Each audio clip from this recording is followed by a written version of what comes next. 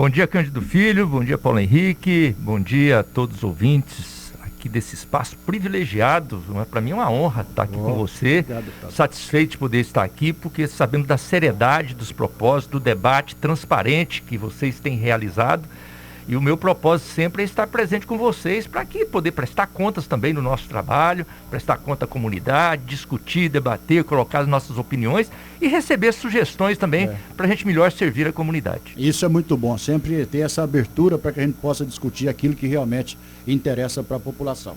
Por exemplo, deputado Rubens Ottoni, a população já começa a acompanhar com mais interesse o processo eleitoral de 2022. Já começa a acompanhar os quadros, né, saber quem é que vai ser realmente candidato e tal, mas falando do seu partido, o PT, a novidade nos últimos dias foi o surgimento de um nome que foi colocado à disposição do partido, um nome já bastante respeitado em Goiás, pelo que representa, pelo que já fez pela população goiana. Estou me referindo ao ex-reitor da Pontifícia Universidade Católica, Volmir Amado. Colocou seu nome à disposição do partido para a disputa do ano que vem. Vai se disputar mesmo, participar da disputa, vai ser no cargo de governador? Foi essa a colocação dele, deputado? Esse é um ganho muito grande para a atividade política, não apenas para o PT. Nós tentamos trabalhar com muita seriedade, Cândido Filho, no sentido de poder valorizar e dar à política o seu verdadeiro significado de servir a comunidade. O professor Volmir é uma pessoa que vem com esse propósito, de poder servir, de poder ajudar, se colocou à disposição, colocou realmente o nome dele à disposição para a candidatura a governo de Goiás. O PT ainda não definiu a sua estratégia, depende ainda das definições nacionais, mas é muito bom a gente ter um nome da envergadura do professor Volmir Amado para poder defender o partido. Mas eu digo mais, é muito bom nós termos um nome da envergadura do ex-reitor da PUC de Goiás, servindo a política, porque às vezes tem consistência, tem qualidade, né? Porque às vezes, Cândido, é muito fácil falar mal da política, mas eu costumo dizer o seguinte: a política às vezes não está à altura daquilo que a gente espera, porque também às vezes falta a nossa contribuição, a nossa participação. Um gesto como esse do professor Volmir Amado, de poder servir, de poder ajudar, de se colocar à disposição para engrandecer a atividade política, é muito importante. O PT em Goiás está muito honrado com essa disponibilidade dele. Pois é, e me parece, pelo que está se desenhando aí, deputado, que nós não teremos uma candidatura solo, por exemplo. Eu acho que vai ter que partir mesmo, não diria nem para coligação. Aliás, o PT já faz um trabalho muito interessante, que é no sentido de organizar uma federação de partidos. Aliás, é uma previsão legal dentro da nova legislação eleitoral para agora 2022. Esse trabalho já está bem adiantado, já há conversa com partidos para o estabelecimento dessa federação. E eu queria ir além, deputado, se o senhor explicasse melhor, às vezes para o eleitor que não entendeu direito esse mecanismo, como é que vai funcionar essa federação partidária. É verdade, tem essa novidade para a eleição deste ano, que é a federação partidária. Nesta eleição, nós não teremos mais coligação, né? A coligação, ela já não acontece mais. Na eleição municipal já não aconteceu. Não. A novidade é que agora pode haver a federação. Qual que é a diferença da federação para a coligação? Eu diria que a federação partidária, ela é uma coligação aperfeiçoada. E como assim? É porque a coligação, ela era feita só no período eleitoral, ali para os 45, 60 dias da eleição. Passou a eleição, acabou. Isso. A federação partidária não. Ela é uma aliança que se faz de partidos para valer para 4 anos. Evidentemente, uma união para valer para 4 anos, ela precisa ter mais identificação política. Ela precisa ter um projeto, um programa mais definido. Então aí não vai, no caso da coligação, às vezes o interesse era apenas eleitoral. No ponto de vista da federação partidária, também tem um interesse programático para que os partidos estejam em conjunto. Não, e é interessante o senhor fala aí, deputado, porque até do ponto de vista ideológico ela é mais interessante, porque você vai juntar nessa federação partidos com ideologias semelhantes, né? E o eleitor, quando for escolher aquela federação, ele fica tranquilo, porque todos pensam relativamente iguais. Agora, nas coligações anteriores, ele votava em um, e às vezes o voto dele servia para eleger alguém que pensava totalmente diferente do que ele pensava. Então, aí destoava e distorcia o processo eleitoral. Uma outra coisa também importante para que os nossos ouvintes entendam a diferença da federação partidária é que na época da coligação, a coligação podia fazer aqui no município, podia fazer no estado, a federação não. A federação partidária ela é definida em nível nacional, pelas direções nacionais dos partidos. E aquilo que for definido em nível nacional, obrigatoriamente será seguido nos estados e nos municípios. Isso também ajuda a ter uma identidade, para as pessoas entenderem qual que é o lado. Porque antigamente um partido fazia uma coligação com A aqui em determinada cidade, fazia com B na outra cidade, com C no outro estado, então aí não tinha uma identidade. Agora não, a federação partidária também, ela tem uma identidade nacional, programática, de propostas e vale para todo o território nacional. Agora, muita gente tem questionado também, deputado, o seguinte, isso não vai provocar um esvaziamento do poder local? Falo em relação aos partidos. Como o senhor disse, tem que valer para o Brasil inteiro, as decisões serão tomadas lá em Brasília. Mas, às vezes, quando essas decisões vierem para os estados e municípios, não vai se configurar de acordo com a realidade ali daqueles locais. E, claro, que aquelas lideranças locais vão se sentir prejudicadas. Essa conversa aqui embaixo tem sido feita também, até para quebrar esse tipo de resistência? Não, tem sim, tem sido feito. Eu acho que a federação, ela, ao contrário, ela vai ajudar a assentar a política em cada lugar. Porque, na verdade, quando não havia federação, aí cada um chutava para um lado e aí não havia identidade. Agora, com a federação, aqueles que têm identidade, eles vão se aproximando. E vale lembrar que a federação, ela existirá para a eleição proporcional. Para a eleição para deputado, estadual, federal, para vereador. Para a eleição majoritária, que é presidente da República, governador, prefeito, a coligação continua existindo, continua existindo. Então, essa coligação que você fala, mas aqui não vai ser prejudicado? Não, você pode fazer aquela coligação tradicional também. Que você vai poder fazer aquela coligação tradicional, respeitando os blocos que já são de federação. Agora, quem que o PT espera juntar nessa federação? Seriam aqueles partidos mais com o espectro da esquerda? É natural. PSB, PDT, aqueles PSOL, que pensam mais dentro da nossa visão.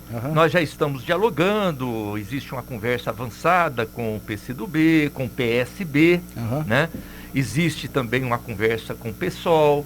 Existe um diálogo com a rede, existe um diálogo com o PV e até com o PDT. Claro que com o PDT a gente respeita, porque como eles a princípio ainda têm candidato a presidente da República, nós temos que respeitar esse espaço. Mas já existem algumas conversações da possibilidade dessa candidatura não ir adiante.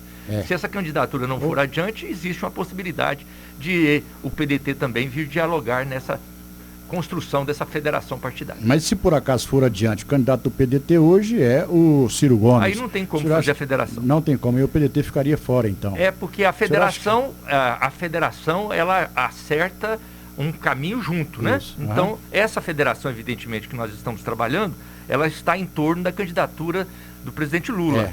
Né? Então, é uma federação para dar respaldo à candidatura do presidente Lula. Todos esses partidos nós estamos discutindo, dialogando no sentido de fecharmos uma federação em torno da candidatura do presidente Lula. O senhor acha que hoje Ciro Gomes e Lula são adversários e irreconciliáveis, digamos assim, deputado? Não, nós nunca tivemos problema com o Ciro, sempre respeitamos o Ciro e achamos um direito dele de poder defender suas propostas, de apresentar, até porque a legislação eleitoral brasileira, ela prevê eleição em 2 turnos. Então, no primeiro turno, é legítimo que todos coloquem os seus nomes. O que eu vejo é que, às vezes, o Ciro, na ânsia de poder querer se afirmar como candidato, às vezes acaba sendo muito ríspido, dando umas caneladas. Exagera, às vezes, na dose, né? E isso, às vezes, cria um ambiente, às vezes, de confronto, porque aí você tem que responder, porque se te ataca, você tem que responder. Aí... Então, tem essas coisas, mas, da nossa parte, existe um respeito muito grande, e nós temos... o PDT como um aliado sempre nosso, sempre no nosso campo, sempre disponível para discutir. Evidentemente, nem todas as eleições a gente dá conta de trabalhar junto, mas nós temos uma abertura muito grande para debater e discutir com eles. Agora, uma novidade no quadro da sucessão presidencial, né, nos últimos dias foi o aparecimento no cenário, digamos assim, do ex-ministro, o ex-juiz, o Sérgio Moro. Inclusive, alguns analistas têm avaliado o seguinte, que ele tem retirado, né, eleitores tanto da esquerda, no caso de uma candidatura Lula, quanto da candidatura do atual presidente Jair Bolsonaro. Vocês já perceberam a movimentação é essa mesmo? E esse surgimento do Moro pode, de repente, não ter aquela polarização que o pessoal imaginava, Lula, não, Bolsonaro? Tirar a voto do Lula não tira, não vai, né? Não. Porque, na verdade, são espectros bem diferentes, né? Não, ele se afirmou sendo adversário do Lula. Né? Ele se afirmou liderando uma grande farsa nacional que impediu o Lula de ser candidato em 2018. Isso. Então, o Moro, ele liderou esse processo com a Lava Jato, que chegou ao ponto de impedir o Lula de ser candidato e abriu o caminho para eleger quem? O Bolsonaro, que hoje ele está enfrentando. Então, por isso que na rua o pessoal fala que o Moro é a variante do Bolsonaro, né? É assim que as pessoas estão identificando. Porque ele esteve com o Bolsonaro, ajudou a construir o Bolsonaro, participou do governo Bolsonaro e agora sai de fininho, como se ele não tivesse nada a ver com isso e se apresenta como alternativa ao Bolsonaro. Quer dizer, eu não tenho dúvida que esse tipo de mensagem não vai pegar na população. Não vai pegar, né? Agora... Não vai, porque é muito fácil de desmascarar. Hoje, o Moro é visto como um farsante, né? Montou uma farsa, que foi a Lava Jato, ajudou a eleger o Bolsonaro, serviu ao governo Bolsonaro, sai de fininho e se apresenta agora como alternativa. Não acredito que isso vai convencer a população brasileira. Não, e o detalhe também, se eu falo como observador que sou da vida pública brasileira, da vida política brasileira, que ele vai ter dificuldade em explicar na campanha porque que aquelas sentenças que ele proferiu lá no âmbito da Lava Jato em Curitiba, depois todas foram anuladas pelo Supremo Tribunal Federal, né? Quer dizer, que lá vai ser uma dificuldade. Até porque qualquer coisa que ele falar para tentar explicar isso, vai ser desmentido pelas próprias falas deles que estão gravadas nas mensagens que foram apresentadas pela rede social. As mensagens que ele trocou com os procuradores. Para que, às vezes, no processo, Cândido, no processo jurídico, as pessoas não têm facilidade de entender o processo. Falam, onde é que está a irregularidade nisso? Mas no futebol, as pessoas entendem com facilidade. Futebol todo mundo entende. Quando você fala assim, no intervalo do jogo, o juiz desceu lá no vestiário e chegou pro pessoal de um time e falou assim, desse jeito vocês não vão ganhar não. Aqui vocês têm que combinar comigo. Vai lá, cai na área que eu dou o pênalti. Aí você conta isso, o cara fala, não, mas isso é um juiz ladrão. Foi isso que eles fizeram.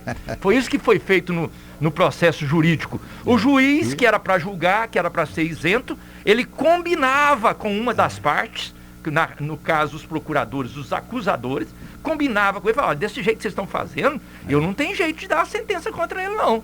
Mas se vocês fizerem assim, manda para mim que eu dou conta aí pode deixar comigo. Mas é um absurdo. E nessa comparação que o senhor faz, deputado, ainda tem um outro agravante, né? No futebol hoje tem o VAR, né?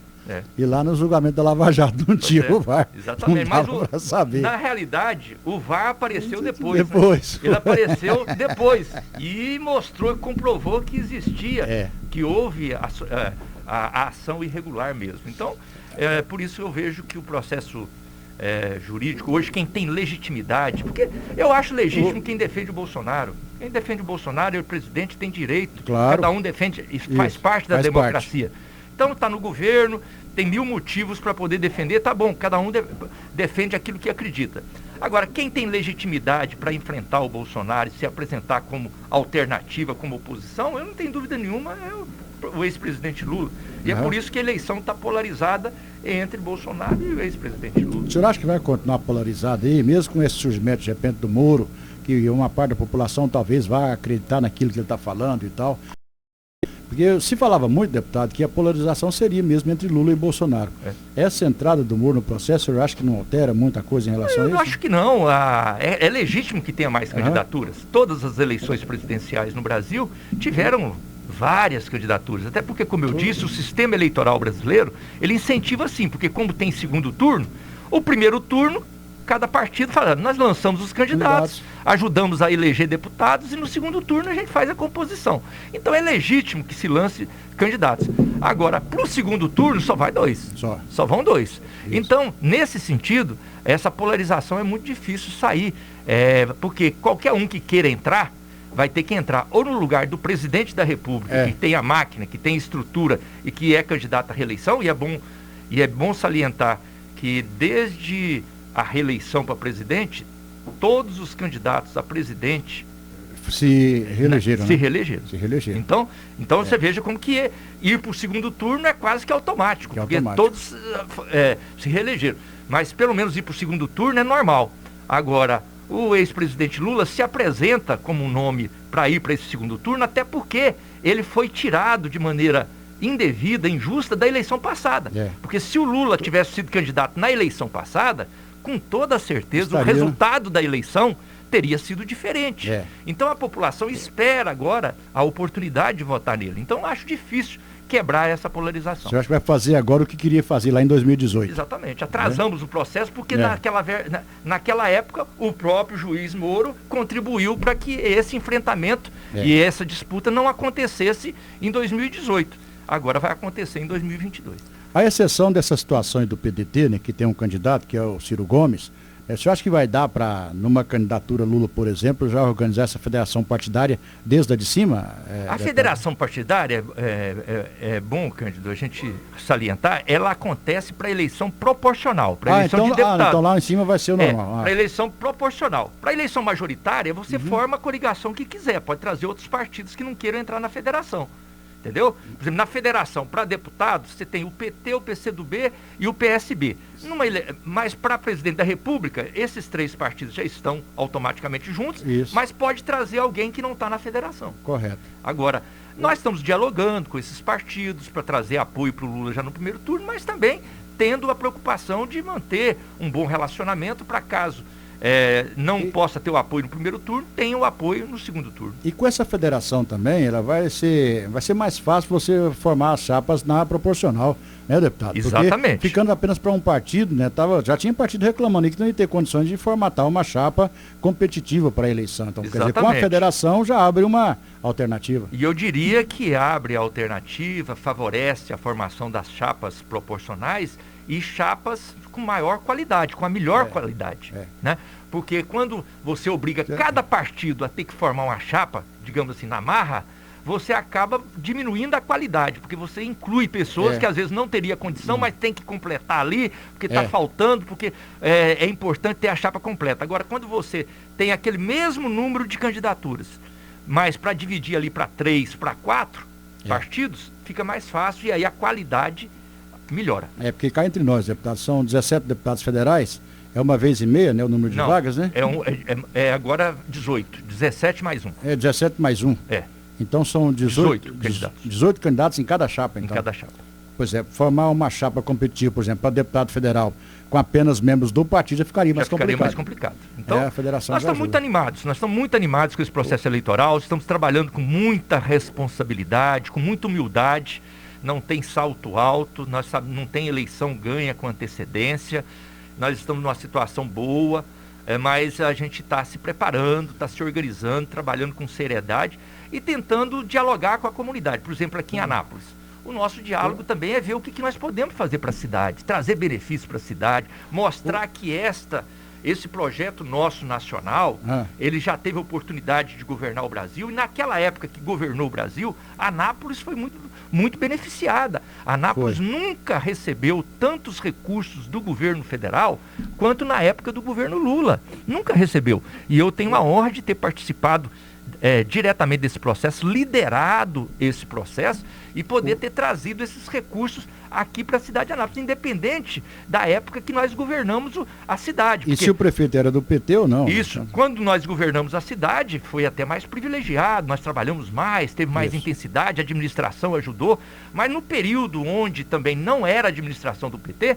os recursos chegaram, os benefícios chegaram, as ajudas chegaram para o município. E é isso que nós queremos trazer novamente para a nossa cidade. Anápolis, naquela época, recuperou a sua autoestima, recuperou o seu protagonismo na política, na economia estadual e nacional, e agora a gente vê a Anápolis perdendo esse protagonismo. Nós precisamos voltar, e esse projeto nacional que nós estamos defendendo, ele pode contribuir também para o desenvolvimento econômico e social do município de Anápolis. Não, aliás, esses recursos das emendas parlamentares sempre têm ajudado muito, né, a cidade, que tem, né, dificuldades às vezes para poder investir em algumas áreas, então você tem que contar com esses recursos das emendas parlamentares. Aliás, deputado, outro assunto que gostaria de abordar com o senhor é o seguinte: será que sepultamos de vez mesmo a ideia do tal orçamento secreto? Porque que lá é uma excrescência, né? No momento em que a população, a sociedade busca cada vez mais transparência, né, nos gestos, nos gastos públicos, quer dizer, você ter uma excrescência dessa, um orçamento secreto, que não vai poder ser executado porque foi proibido lá pelo Supremo Tribunal Federal. Não foi uma pisada de bola sem tamanho não, deputado? Não, é uma coisa inusitada, né, Cândido Filho? Porque imagina, um deputado, um senador, que ele faz uma emenda para ajudar o município e ele não quer que divulgue. Ué. Não pode aparecer o nome dele. Por que então, tem alguma coisa errada, né? Porque deveria ser exatamente o contrário. Não, eu faço questão de me apresentar e mostrar que eu estou fazendo. Agora, foi eu que consegui essa emenda aqui. Se não pode apresentar é porque tem alguma coisa errada. E aonde é que está errada? É a origem dessa emenda e por que ela foi dada para o deputado A e não foi dado para o deputado B.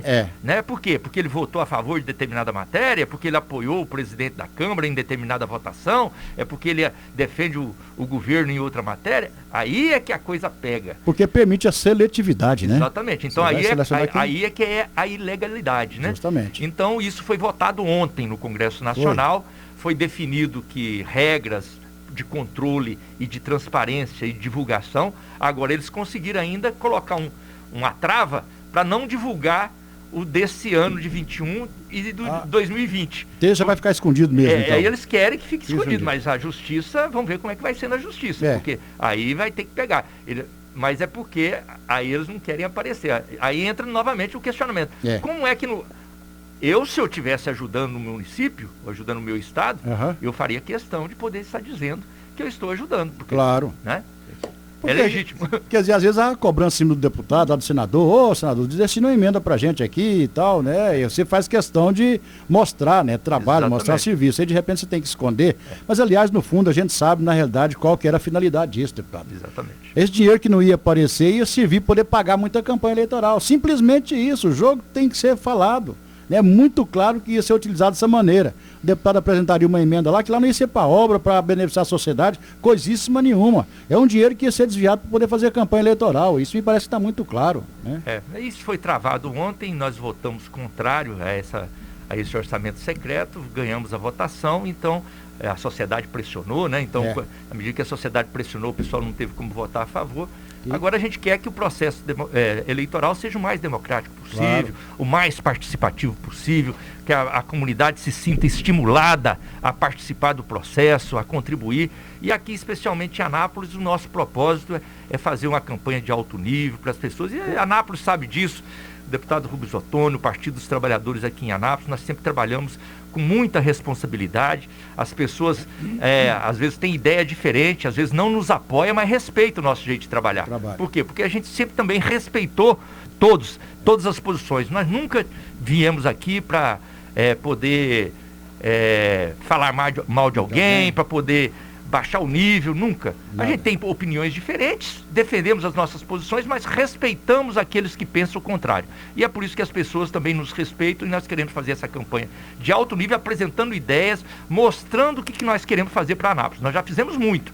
E eu costumo dizer, eu ando Anápolis inteiro, para todo lado que eu vou, eu me orgulho muito das obras que a gente conseguiu trazer como deputado federal, com os recursos federais, mas eu gosto de falar mesmo do que nós vamos trazer ainda, do que nós queremos fazer, receber sugestão da comunidade para ver o que a gente pode fazer mais por Anápolis, porque essa é a minha preocupação, ajudar cada vez mais a cidade de Anápolis, ajudando a prefeitura municipal, independente de partido político, numa sintonia com a Câmara Municipal, independente da representação que nós temos lá. Hoje nós temos o vereador Lisier, o vereador Marcos Carvalho lá presentes, mas nós dialogamos com todos os outros vereadores, com os partidos, com a mesa diretora, e dialogamos inclusive, Cândido, com as entidades de Anápolis. Nós temos ajudado as entidades a Paz, Santa Casa, Hospital Materno Infantil, né? Então, várias entidades, Asilo São Vicente, várias entidades, Pestalozzi, várias entidades que prestam serviços sociais e que às vezes têm dificuldade e a gente ajuda também, né? Então, tudo isso é importante para a cidade de Anápolis. E a Anápolis serve como uma cidade que tem demandas importantes, por isso que é importante essa participação sua, deputado. O deputado queria perguntar para o senhor o seguinte: o senhor tem acompanhado esse processo de terceirização da saúde do município? A proposta do prefeito Roberto Naves tem encontrado uma resistência enorme na população, mas ele teimosamente empurrando garganta abaixo da população, um processo que já publicamente tem sido rejeitado. O senhor tem acompanhado isso, deputado? Tem acompanhado, e é uma dificuldade, um enfrentamento que nós temos tido não apenas aqui em Anápolis, mas no estado de Goiás. É um modelo que o estado de Goiás está implantando, o governo de Goiás está implantando, e aqui em Anápolis também estão implantando. É um modelo equivocado, onde, na verdade, é um modelo de terceirização com as chamadas organizações sociais, as OSs, que na prática é pegar o que é público e transferir para o que é privado. Ora, se no público você não está fazendo, imagina quando você coloca o lucro nessa jogada. Aí falar que não tem fim lucrativo, isso é uma conversa fiada também, né? Então, porque são empresas contratadas para isso, justamente, né? Então, este é o grande o grande gargalo dessa discussão. Mais do que nunca, nós precisamos defender o serviço público de saúde, né? O SUS, o Serviço Único de Saúde, público, gratuito e de qualidade. O exemplo que eu dou é o seguinte: você imagina, Cândido Filho, nesta pandemia que nós estamos passando, já passamos aí 2 anos, se não tivesse o sistema público de saúde, imagina como é que teria sido o enfrentamento dessa pandemia, porque aonde que estava a iniciativa privada na hora que a pandemia estourou? Foi a iniciativa privada que foi atrás para poder fazer o enfrentamento? Não foi. Não. Na hora do enfrentamento da pandemia, foi com se não SUS fosse mesmo. O SUS, se não fosse o sistema público, foi esse que garantiu. Isso. Aonde é que a vacina foi por onde que ela chegou? Chegou pelo serviço público. Quem é que estava lá na ponta, aí na vacinação, nas filas de vacinação? Quem é que estava fazendo o trabalho todo e continua fazendo da vacinação? O serviço público. Correto. Então, é isso que nós precisamos fortalecer. Precisamos mais recursos, mais estrutura, mais organização para o serviço público de saúde, o SUS, Sistema Único de Saúde. A terceirização é um equívoco. Então é preciso reavaliar tudo isso que está sendo feito. Claro, com certeza. Isso é uma visão equivocada de gestão. Tá certo. Para poder finalizar, deputado, sei que sua agenda é muito corrida, né, carregada, até para te liberar, mas eu queria saber em relação ao PT aqui em Anápolis para a eleição do ano que vem. Da última vez que o senhor esteve aqui, a gente não falou sobre isso. Tem o senhor deputado federal, tem o deputado Antônio Gomide, que é deputado estadual. Essa dobradinha vai se repetir, o PT vai apresentar outros candidatos aqui, enfim. O que vocês estão trabalhando especificamente para Anápolis? Anápolis já está definido. Dentro do cenário que nós temos hoje. A nossa prioridade, Cândido Filho, para o PT é a eleição do presidente Lula, porque a eleição do presidente Lula é que vai criar as condições para a gente ter um ciclo virtuoso na política em Anápolis, em Goiás e no Brasil. Para isso, nós vamos nos fortalecer nas bases que nós temos. Hoje, o PT em Anápolis tem um deputado estadual na Assembleia que presta um serviço muito importante.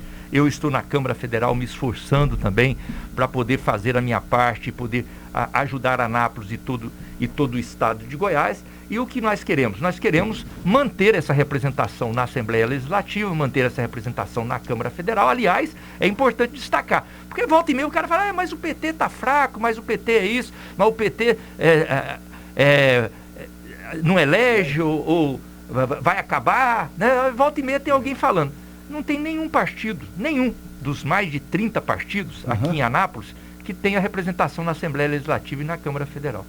Então, o PT tem essa representação, né? E nós queremos mantê-la. Então, para o trabalho de 2022, o Antônio é nosso candidato a deputado estadual, eu sou candidato a deputado federal, e vamos fazer esse trabalho para que essa representação continue para servir a cidade de Anápolis. Somar com os outros parlamentares que querem ajudar, que querem participar. Quanto mais parlamentares representando a cidade de Anápolis, melhor para a cidade. A gente não tem isso, mas o PT quer contribuir com essas duas candidaturas. Independente de formatar essa federação partidária ou não, o partido vem com chapa completa, tanto para federal como para estadual? Se precisar do partido fazer, nós já estamos preparados, já estamos organizando a chapa completa. É claro que se vier a federação vai facilitar, porque aí você pode fazer uma chapa de melhor qualidade com a contribuição dos partidos que venham formar a federação conosco. Tá certo. Deputado Rubens Ottoni, quero demais te agradecer mais uma vez por ter reservado parte da sua agenda, ter vindo aqui conversar com a gente, faz parte do nosso propósito, é propósito desse programa,